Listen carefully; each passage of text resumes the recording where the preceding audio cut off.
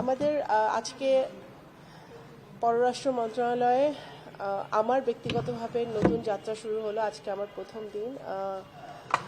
আমাদের সকল এখানে যারা কর্মরত আছেন অত্যন্ত বিজ্ঞ, এবং আমাদের অনারেবল ফরেন মিনিস্টার যার একটি দীর্ঘ ক্যারিয়ার আছে পররাষ্ট্র জায়গায়, তো অবশ্যই ওনার যে বিশাল অভিজ্ঞতা, এর আগে উনি পূর্ববর্তী সরকারে উনি এনএসএর দায়িত্ব পালন করেছেন, সেটাতে ওনার বিশাল একটা অভিজ্ঞতা আছে।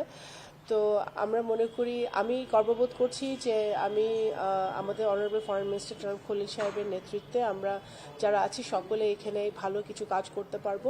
বিশেষ করে আমরা কিছুদিন আগেই তো নির্বাচন শেষ হলো। নির্বাচনের পূর্বে এত বছর ধরে বাংলাদেশ জাতীয়তাবাদী দলের কর্মী হিসেবে আমরা যে প্রতিশ্রুতি দিয়েছি, আমাদের মাননীয় প্রধানমন্ত্রী জনাব তারেক রহমান যে প্রতিশ্রুতি দিয়েছে মানুষকে, বাংলাদেশের জনগণকে, যে বাংলাদেশ ফার্স্ট বা সবার আগে বাংলাদেশকে মাথায় রেখে আমাদের প্রত্যেকটি নাগরিকের জন্য কাজ করা, সেই জায়গাটা থেকে পররাষ্ট্র মন্ত্রণালয় একটা গুরুত্বপূর্ণ ভূমিকা পালন করতে পারে।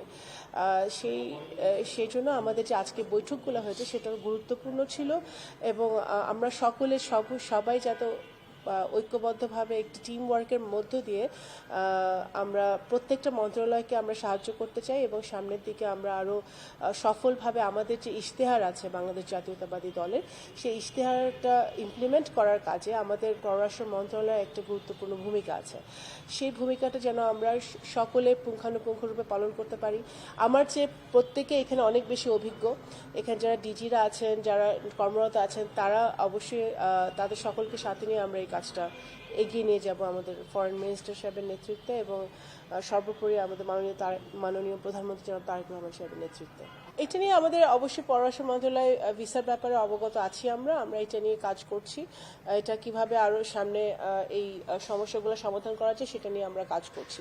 এবং আমার ব্যক্তিগতভাবে আমার যেটা সংকল্প সেটা হচ্ছে যে বাংলাদেশকে আবার সেই অনেক দিন পরে বাংলাদেশে একটি গণতান্ত্রিক সরকার এসেছে। যে গণতান্ত্রিক সরকারের পররাষ্ট্রনীতি যেরকম হওয়া উচিত, সে বাংলাদেশের মেরুদণ্ড সোজা করে বাংলাদেশ সকল দেশের সাথে, সকল রাষ্ট্রের সাথে যোগাযোগ রাখবে, কথা বলবে, বন্ধুত্ব রাখবে। সেই মেরুদণ্ডটা আমাদের অনেক দিন পরে শক্ত হয়েছে, বিকজ আমরা একটি জনগণের ম্যান্ডেট নিয়ে আমরা এসছি, এবং শুধু এই সরকার শুধু পররাষ্ট্র মন্ত্রণালয় নয়, এই সরকার সকল দল, মত, ধর্ম, বর্ণ এবং আমাদের বিরোধী যারা নির্বাচন করেছে, এই নির্বাচনে সকলকে সাথে নিয়ে, আমাদের সিভিল সোসাইটি আছে, সকলকে সাথে নিয়ে আমাদের সিদ্ধান্তগুলো আমরা আমাদের মেরুদণ্ড শক্ত করে আমরা সামনের দিকে এগোতে চাই। বাংলাদেশকে সবার ভিন্ন নজরে দেখতে হবে। সব দেশের সাথেই তো আমাদের চ্যালেঞ্জ আছে, আমাদের ইস্যুস আছে। সেই ইস্যুসগুলো সমাধান করার জন্য আমাদের বাইল্যাটারাল, মাল্টিল্যাটারাল ভাবে আমাদের এগোতে হবে, সেটা আমরা এগোবো। এবং আগেই তো বলেছি, আমাদের সকল রাষ্ট্রের সাথে, সকল সরকারের সাথে আমাদের সম্পর্ক থাকবে। আমাদের স্বার্থ, বাংলাদেশের জনগণের স্বার্থকে সুরক্ষিত করে।